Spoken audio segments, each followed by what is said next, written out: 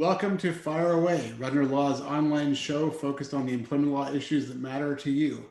My name is Stuart Rudner. I'm an employment lawyer and mediator and your host of this season 3, episode 6 of Fire Away, also our 5th COVID-19 related episode. Just a reminder that Fire Away streams online every month and episodes are always available on our YouTube channel, our Facebook page, LinkedIn, and of course on our website. If you are watching this live, we'd be happy to answer your questions, so feel free to either post a comment on Facebook or on YouTube, or by tweeting to @RudnerLaw. We'd be happy to get to those questions. Today's topic is changing a little bit. We've been talking about COVID, as I said, for the past 4 episodes. We've talked about layoffs, leaves of absence, recalls, working from home, safety at work. Now we're going to talk a little bit about what the future might hold. There is a lot of speculation that when whatever the new normal is, it will not be the same as it was before. And businesses are seeing a lot of cost savings by having people continue to work from home. So what if that becomes the new norm? And I am in my home office. The entire Rudner Law team are working from their home offices. We have 2 guests today. They're both in their home offices. And if you read the media, you'll see that a lot of businesses are trying to get out of their leases. They're trying to reduce their footprint, looking at hoteling options. And I can tell you that we have a lot of clients who are realizing that even though they didn't think that they could be efficient with people at home, they can, and they can actually save a lot of money in the process. So how does this work in practice? As we all know, going into this, nobody had time to plan. Most businesses reacted and turned on a dime and had people start working from home, and we're making the best of it. But if it's going to become a permanent thing, what does that actually look like? Can you have all of your workplace at home? Can it be some at home, some in the office? How do you onboard people? How do you terminate someone? How do you have progressive discipline? What's the impact on the mental health of your workers? Who pays for things like the computer at home, the Wi-Fi at home, all of that? And what about people who can't work from home because they've got 3 kids and they're in a 2-bedroom apartment? So a lot of questions. I've only scratched the surface there. A lot of questions. I'm joined today by 2 senior HR consultants who are very experienced and have a lot of ideas about what this might look like going forward. My first guest is Bridget Carter, the principal and founder of Sapphire Consulting. And our second guest is Cindy Zarnett, the founder of squaredots. So Bridget and Cindy, thank you both very much for joining me today. I think today is going to be a great discussion. And as I said before, we had a dramatic involuntary shift over the last few months, and businesses have gone, for the most part, pretty well, which I think is why a lot of businesses are now starting to realize that they can keep things the way they are and not go back to having hundreds or thousands of people coming to the workplace every day. And a lot of people love the idea because they're not commuting. And if you live in Toronto, for example, you're probably saving a couple of hours a day in the commute. At least. Your company is saving a lot of money. So this might become the way things are. But I guess I'll ask both of you guys, and maybe to start with you, Bridget. Do you think this is going to become the new norm where most people are working remotely? Thanks for having me, Stuart. And yes, to a degree, I think we are going to see much more remote work going forward. I think we were already heading in that direction anyway, but COVID kind of just speeded up the process. It certainly makes sense for us to be able to work from home, especially if we're in large urban areas, or if we want to have people who work for us from different places. There are a lot of benefits to everyone working remotely. There are a few drawbacks, but there are really a lot of benefits for organizations and for individuals if we continue on this path. Yeah, and I think we're going to talk about some of those drawbacks, or at least some of those complicating factors. Cindy, do you agree as well? Do you think we're going to see a lot more remote work? Thanks for having me, Stuart. I'm really happy to be here with you and Bridget today. I love the idea of remote work. I've been an advocate of it for a very long time. So I actually feel like we're kind of catching up to where I've been headed to for a long time. I actually used to work out of airports. So airports, remote work. So for me, this is my new norm, but it's kind of where I've been before. So I do think we're going to see a lot more of it. And there's so many great things that can come from it. So change can be fantastic as well. Yeah, change is often good. And look, I'm in probably the most conservative industry of all. The legal profession are ridiculously reluctant to adopt technology, to embrace change. I do, as a lot of people know, I do a lot of mediation work. And over the last few months, I've done a number of mediations via Zoom. and it's been fantastic. But I had to drag a few lawyers kicking and screaming into the virtual room to do it. But once they did it, they've seen that it can work. And we're seeing a lot of law firms now who are in no rush to have everybody come back, especially if they are downtown. So I think we're going to see a lot of change. And one of the benefits, and I'll mention it now because I forget, one of you mentioned it the other day, but it was a great point. You can expand your recruiting, and you're not just getting the best person in the local area. You're getting the best person for the job, no matter where they are. So that's, to me, one of the best benefits of this. Absolutely, Stuart. Excuse me. Yes, and that is, it opens the door for a lot more in terms of diversity, in terms of diversity of thought, but also diversity of your applicants. It allows you to include people who might otherwise not have considered your company for a role, or vice versa. It allows an individual to consider a company that they might not have considered before because they couldn't get there. If they can work remotely and if they can do the training and the communication really well, then it opens up the door to a lot more variety. Yeah, no, I think that's a great benefit. And I'm just thinking about this show. We've got, Rob in the background. We've also got Mark and Rebecca in the background. And Rob's in a different country. Mark's in a different province. Rebecca's in a different city. But this works seamlessly. So why would we have to limit ourselves to people in the Greater Toronto area? There's just no reason. It brings me to one of the complicating factors, which is hiring and onboarding. And I can tell you from what I've seen over the last few months, I've had going in completely opposite directions. I've had some clients who have onboarded new employees virtually, and some said it went well, some were not thrilled, but they made do.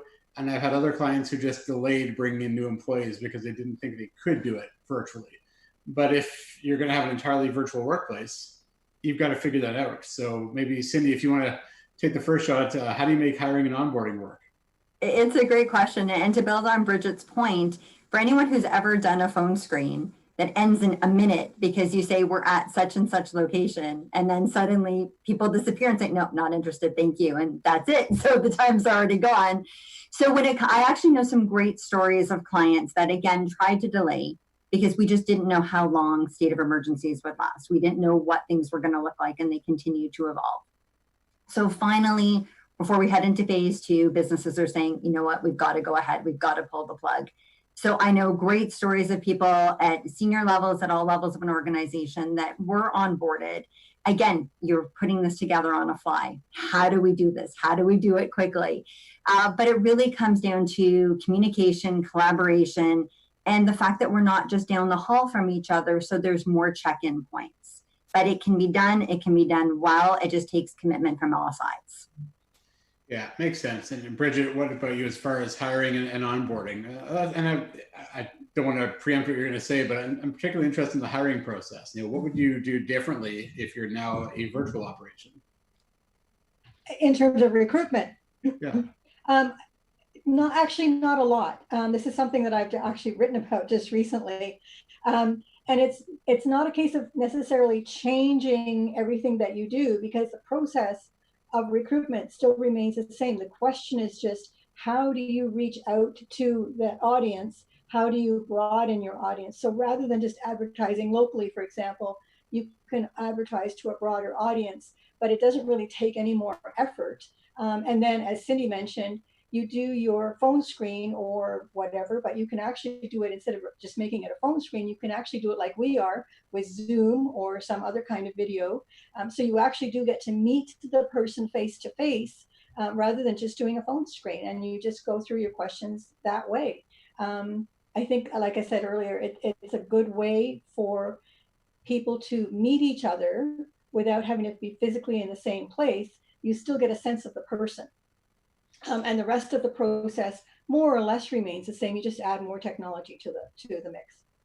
Yeah, I'm curious if you guys have seen or expect to see a lot of reluctance, because I can tell you, as I mentioned, I'm doing mediations virtually, and they've been tremendously successful. But I've had lawyers who say, I need to see the person across the table. I need to see the whites of their eyes. I need to see their body language. I don't buy any of that, and I think we're demonstrating that right now. But are you seeing a lot of reluctance? Are you seeing people say, I'm never going to hire someone unless I meet them face to face? I would say that I saw reluctance before the pandemic.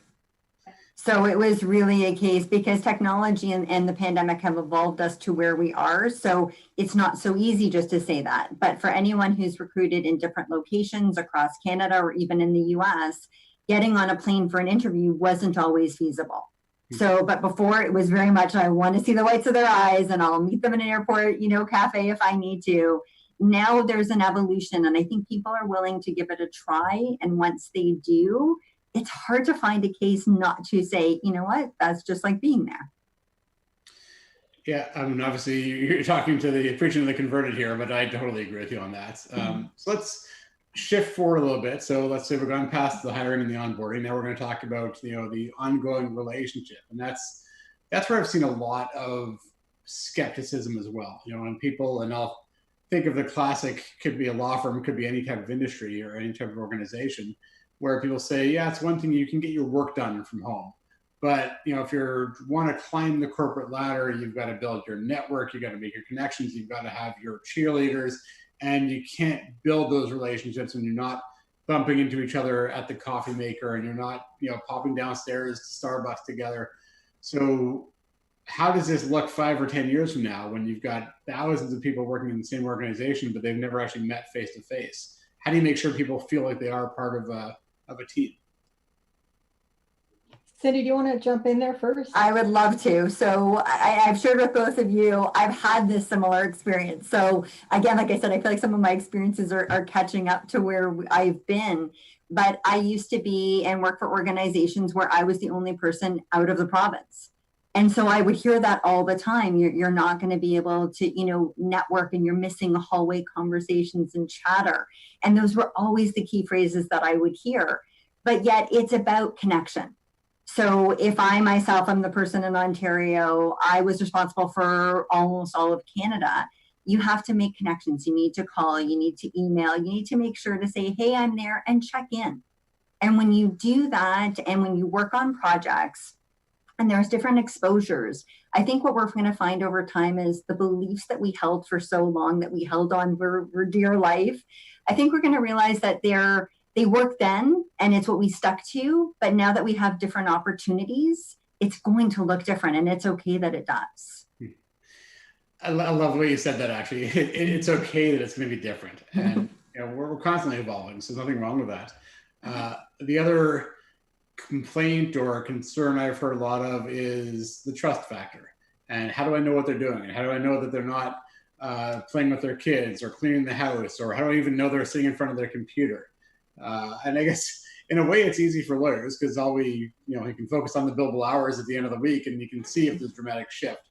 But for a lot of people, you may not be able to measure that. So how are you responding to people who say, as soon as I can, I'm getting everybody back in here so I can make sure they're sitting at their desk getting their work done? Bridget, do you want to do that one first? Yeah, I actually think that speaks a little bit to the person's leadership style. I think even in a physical office, a good leader will let their people go do their job and come back to them if they need help. They weren't constantly standing at somebody's desk looking over their shoulder. So it's just now a change of, instead of not looking over their shoulder in a physical space, now you're not looking over their shoulder online. And I think, again, it speaks to leadership. You don't want to be micromanaging people. If you know that you have a good team in place, if you know, and you should know, that your people will do their jobs, and this speaks to, company culture and the team, then you should let them just go at it. It doesn't matter if, for example, at home, they take an extra hour in the afternoon to go to pick up some groceries because that's the best time to go to the grocery store. They will put that time in for you afterward to make up. You know what their deliverables are supposed to be, and as long as they deliver them on time, does it really matter if they spend 7 hours versus 8 hours at home? Did it matter if they spent 7 hours versus 8 hours in the office? It really, to me, doesn't make that much difference. I think the biggest issue for this particular piece is going to be changing the mindset of the managers, not the team. Yeah, no, I think that's very true. And you made a great point there about, people might take more time during the day. And especially now when a lot of people have kids at home, they may need more time during the day, but they're going to come back in the evening. They're going to start earlier because they're not spending 2 hours commuting every day. Exactly. So I recently heard a good term called windowed work. So this was my first introduction to the term, and it's very much what Bridget was talking about. So we're creating windows, and whether you have children or whether you want to be able to do yoga or even go for a walk, the idea behind it is that you set time aside for your work, and then your break is that window that you go and do something else. So I thought that was a great way to describe kind of our next new normal. I like that. And I guess, I know one of the things I've heard people say is, well, I try calling someone at their home office, they don't answer. So how do I know what they're doing? So it's often, it gets down to communication too. I know that within our firm, we sort of always have like an ongoing, chat that we use through, in our case, it's a Google Hangout. But you can send a quick message and say, I'm going for lunch, I'll be back in an hour, or I'm going, downstairs and back in 20 minutes. As long as people know where you are and know when you're not available, then it shouldn't be a matter of, like you said, Bridget, it shouldn't be a matter of micromanaging. So I think that's a really great point, and it comes down to communication. I'll shift gears a little bit as far as communication goes. So discipline, dismissal, performance management. To me, what this comes down to is the difficult conversation. And I actually had a client call me a few weeks ago and say that they had someone who had issues before the pandemic started, and they were not happy with her performance, but it's just continued. But the HR, in this case, it was an HR director I was speaking with, didn't know what to do. She said, I was going to send a quick text message, but I thought that's kind of an impersonal way to do it. And I couldn't do an email because it's also impersonal. I didn't want to call them because then they'd feel as though I was sort of ambushing them without any warning. But I also didn't want to schedule a meeting because then they'd ask me what the meeting's about, and then they'd worry about it. So how do you have the difficult conversations when there is no opportunity to actually meet in person? Right. That is a bit of a challenge. But I think it depends on the relationship that you have with that person. I think it goes back to trust. Even if people know when they're not performing. And I think it's just a question of how you approach them. And I don't think there's anything wrong with, can I give you a call in half an hour? I just want to chat with you about something. Keep it fairly light. And then that way you're not ambushing them, but you do have that opening to be able to speak to them. And what if they then say, sure, what do you want to talk about? Well, then you can say, I just, I'm not even sure what to say. It depends on the situation, obviously. But I think if we lean toward honesty, that's also the way forward to me. I think because we're going to be so much remote, because we're going to be so much online, we have to be able to be honest with people and give them a little bit of a lead in terms of that. I would just say, I have something important I need to speak to you about. I'd rather not discuss it by email. And can I call you in however much time? Yeah, that makes sense. I mean, as we've been saying all along, all of this can be done. And I see Rob scribbling. So we have a question. So what obligations do employers have to ensure the home office is safe, ergonomic, and healthy? I love that we were talking about using technology, and yet we're still having Rob handwrite the questions for us. We need a whiteboard. So, yeah, this is a question that we're getting a lot. And I used to get this even before the pandemic of, what about, occupational health and safety? If the person slips and falls at work, or the desk falls down and falls on their leg, as actually happened to a client of mine, is that now covered by occupational health and safety? So I know that's more of a legal question, but it raises a great question I was going to get to later of what should employers be doing if they're going to tell their staff from now on you're working from home? What should they be providing in terms of equipment, and what should they be doing in terms of making sure that the workplace is still safe and ergonomic? Who wants to go first on that one? I'll jump in there just briefly, and then Cindy, I'm sure we'll add more. But my thought is that is going to be a really challenging piece, because every single person that works from home is going to have different needs. Some people are already well equipped. Some people have virtually nothing. The employer is going to have to look at what is their job, what do they need to do their job, and then try to have a discussion with the person about what they need to bring into the home and what's already available in the home. The problem with health and safety, of course, is the employer can't really go into every person's house and say, that's good, that's not good, this is a health and safety issue. So I think that's something that they're going to have to work out with the employee individually and just say, look, here's some minimum standards. We need to make sure that your home has X. And then can you ensure that, or do you need help to ensure that? Mm-hmm. Yeah, Cindy, I know you want to add to that. Those are great points, Bridget, absolutely. And a lot of it is about communication and expectations. So in the past, I've worked on policies that really clearly articulate, even again, pre-COVID, where cords should be, for example. Again, best practices for a safe workplace at home, making sure there's no debris on stairs. I know this sounds really silly, but even being on your phone, walking down your stairs at home. Something that silly could become an occupational hazard, which none of us want to see. So sometimes just setting out expectations and reasonable guidelines can really help to just ensure a preliminary base of safety in the home. Makes sense. And actually, if you could talk to my son at some point who walks down the stairs watching videos on his iPad all the time, I'd appreciate it. I'm sure he feels it's very talented and he's able to do it no problem. You've obviously been talking to him already. Really. So that's a great point. And then it kind of relates to something else I was going to get to, which is providing equipment. So, and the question I've been getting lately actually is Wi-Fi. You know, so you want me to work from home, I need to get a better package, faster package. Are you going to pay for that?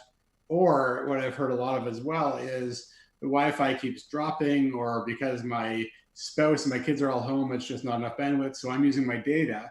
And are you going to pay for that? So have you seen a trend as far as what businesses are doing in that respect? Personally, I have not. Again, I think that's going to be one of those things that has to be discussed individually. My big thing is you've got, 20, 100 or 200 employees. Every one of them is going to have some different varietal of all of those questions. And I guess the company is going to have to figure out how far they're willing to go to support individuals in that respect. The same goes for the physical equipment. Somebody may need physical equipment that they don't already have. Yeah, absolutely. And I've seen like a lot of our clients, they're just adopting their standard package. Everyone gets a desktop computer and 2 laptops and a keyboard. And if you want more than that, then you can buy that yourself. But and I think that to me is the best way to do it, because then everyone gets the same. And it's no different than it was before. If you want to bring in your specialized mouse or whatever, then you can do that on your own. Unless it's an ergonomic issue where there's a duty to accommodate, then absolutely you can't do that anyways. And that to me is no different than if you're in the company premises. If somebody needs a pad for the chair or a certain type of backrest, then you should be providing that even if they're working at home. And this is something companies are going to have to look at going forward, because before, again, someone's work from home might have been every Friday and it was a 1 day a week, and now we're completely changing. So these are, again, more policies that companies will need to look at as to what makes sense now and going forward. Yeah, we've been working with a lot of our clients on their remote work policies, and their attitude has not been, let's develop a policy for the pandemic. It's let's develop a policy for going forward. Absolutely. I think, now that we have time, now is the time to really plan it out and figure out what you need and what the policies are going to be. So I want to, as I think I warned you guys, the time flies by. So I know we're already about 24 minutes in.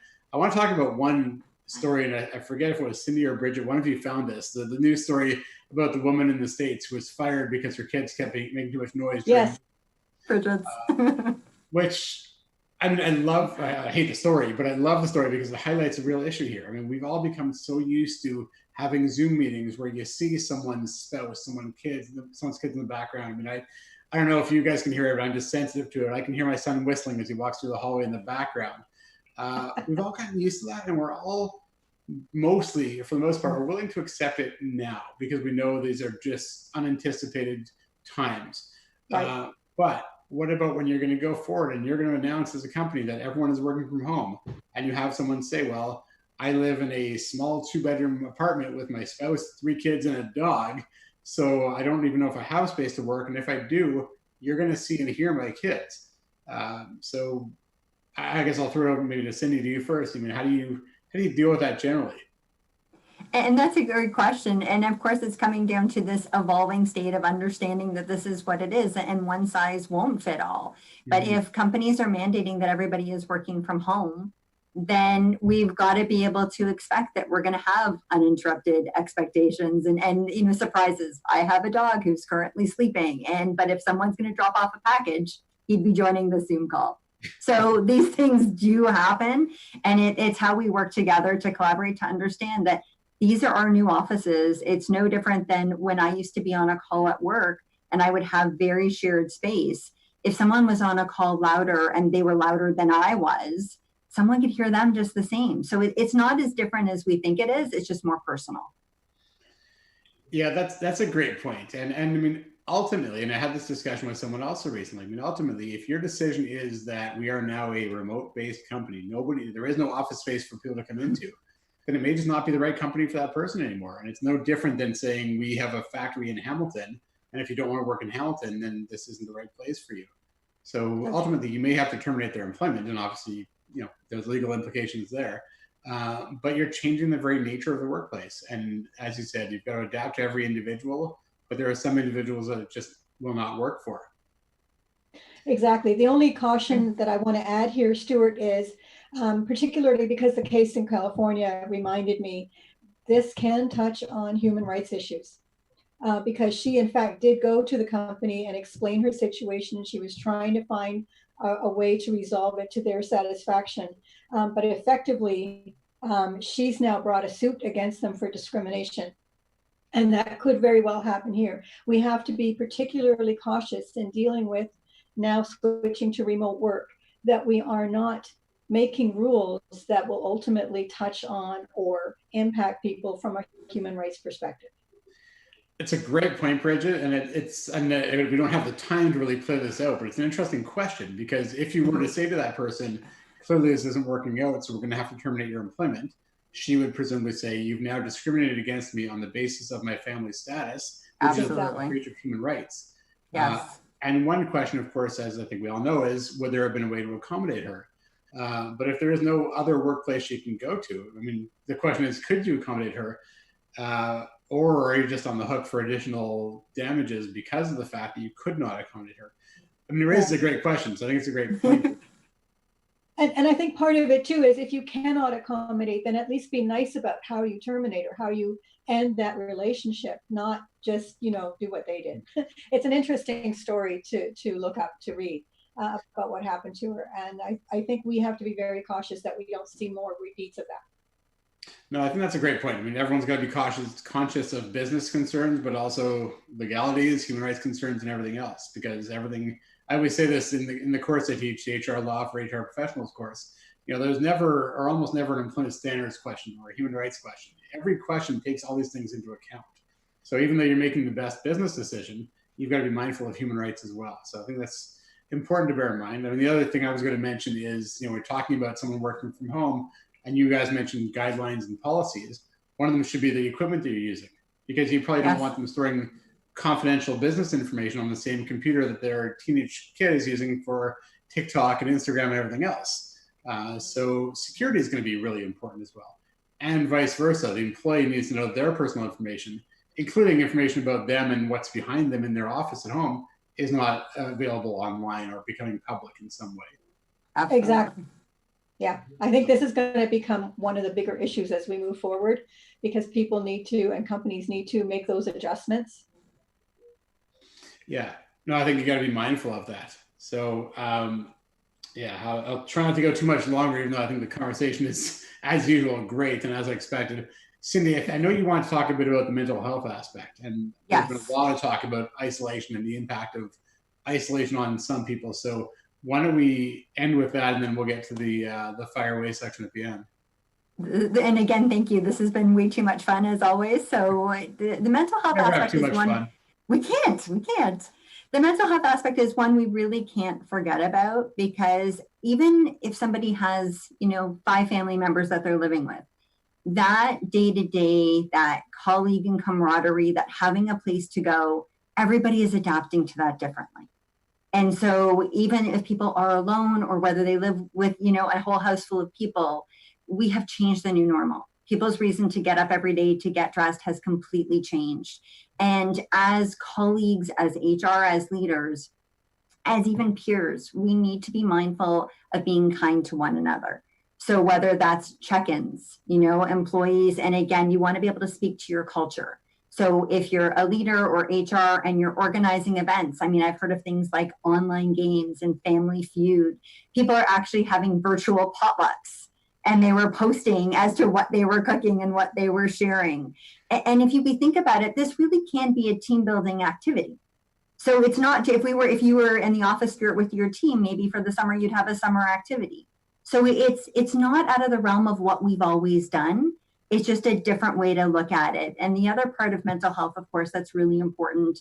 And again, for companies that have it, is EAP or EFAP services, as well as there's so many different government services that are being provided free of charge. So if someone's children are struggling, there's Kids Help Phone, or there's numbers to call in to get resources and help. So we want to make sure that no one feels alone, not during this time, not during any time.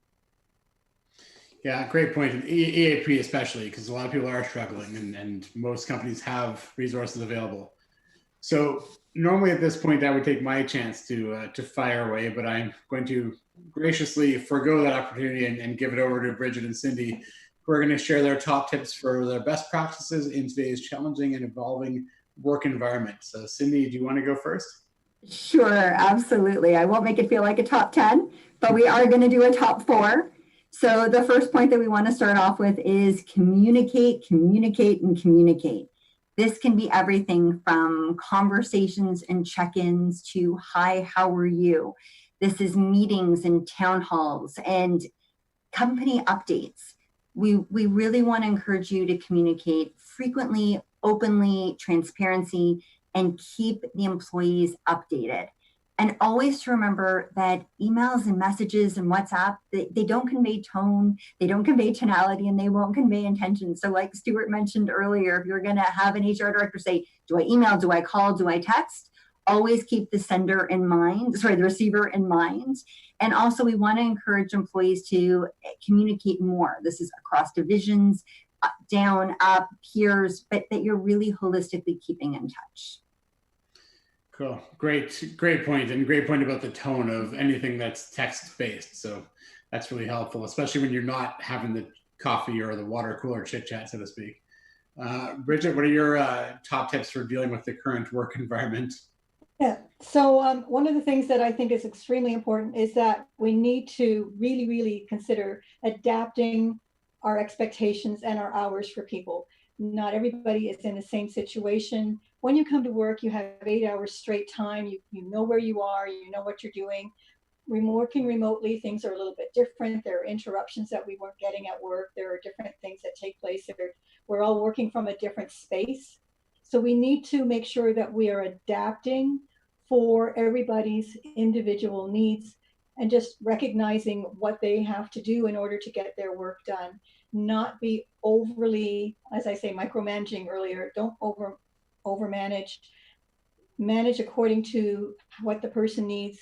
Not everything fits the same for every person on your team. So just be aware of their individual requirements. Makes sense. And Cindy has. So of course, and this fits in lovely with again, fire away, but we want to remind everybody to review all of your employee life cycle workflows and processes. So this is everything from your recruitment and your contracts, your onboarding, your goal setting, your performance management, and your terminations.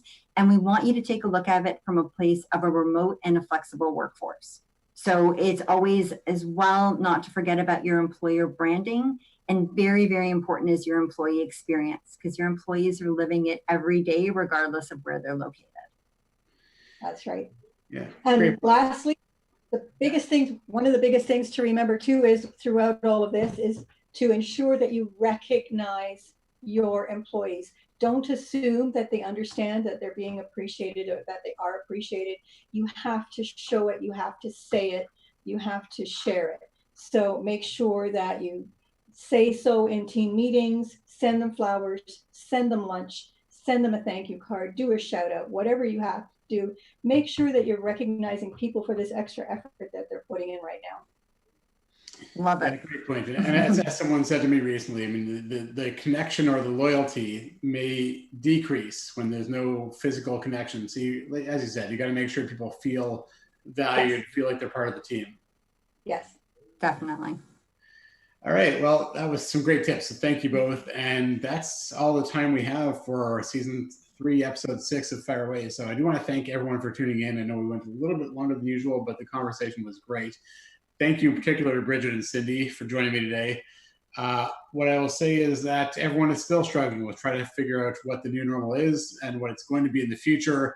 We still see a lot of individuals and businesses making mistakes, mostly because they're acting based upon assumptions as opposed to making informed decisions. So I will invite everyone to keep up to date by following our running blog on COVID-19 workplace related matters, as well as all of our social media. We're trying to get information out there as much as we possibly can, especially because the situation keeps changing. It wasn't quite hour to hour as it was in March and April, but it's still day to day, if not week to week. So keep on top of it, know your rights, know your obligations.